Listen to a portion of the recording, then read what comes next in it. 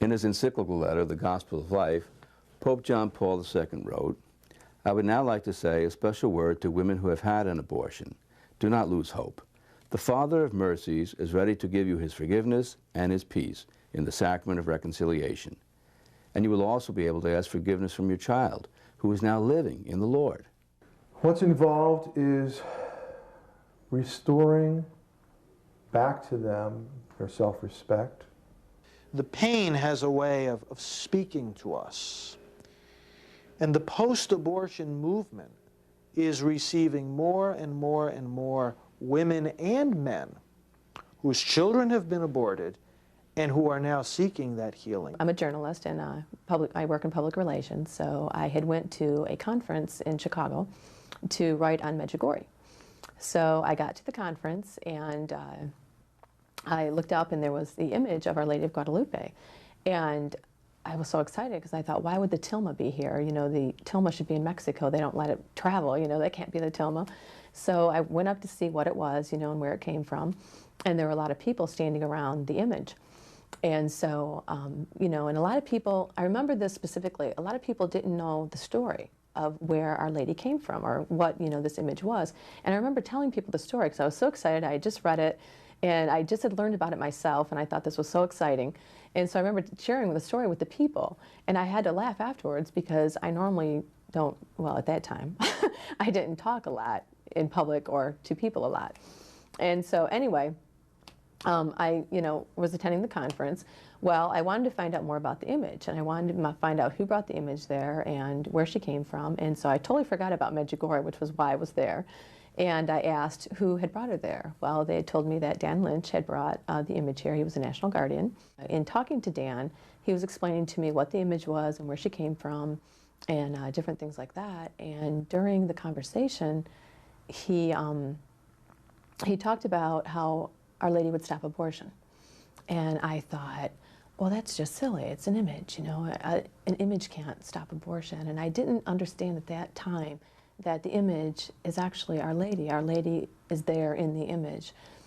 And so I thought, well, okay, that's fine. And I didn't understand it all the way. And then I asked Dan, I said, well, you know, how is Our Lady going to do that? You know, how can an image stop abortion? And he told me that Our Lady would melt hearts. She would melt hearts. And when he said that, I thought, she'll melt hearts. And it just, something inside of me just changed. And I shared with Dan something that I hadn't shared with anyone in 10 years. And I shared with him that I had had an abortion. And to this day, I've spoke on this publicly, and I do speak on this, and to this day, it's still hard to actually say it. But I'd had an abortion, and I shared with Dan that I'd had an abortion, and I couldn't believe that I'd shared this with him because I had shared it with no one at all, that this had happened. You know, I remember when the doctor came in right beforehand, and you know, he said, "Are you okay?" And I said, "No, I'm not. You know, I don't know about this." And he said, "That's okay. It'll be all right." And there was like, you know, nobody cared that I said it's not okay. It was like, just get her through this and she'll be okay. And that's so wrong because they did get me through the abortion, but I wasn't okay. And I wasn't okay for a long time after that. And I carried that burden with me for 10 years, you know, and never told anybody what had happened or when it had happened or anything until Our Lady just showed me. Or I guess a better way to put it is that Our Lady placed in my heart, you know, God's mercy.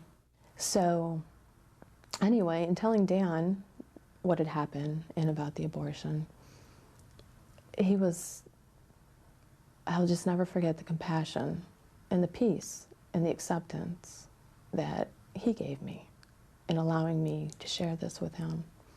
But he knew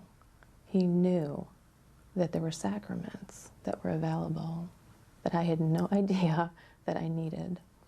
And so he got a priest. He went and got a priest. I remember he said, "Wait right here." "Wait right here, I'm gonna get a priest." And I thought, oh, don't get a priest. I thought, I'm gonna panic now. And I thought it was one thing telling Dan, it's another thing telling a priest. And it was okay, though. He got a priest, and the priest came, and I talked to the priest for quite a while. And I was able to confess, go to confession, get reconciliation.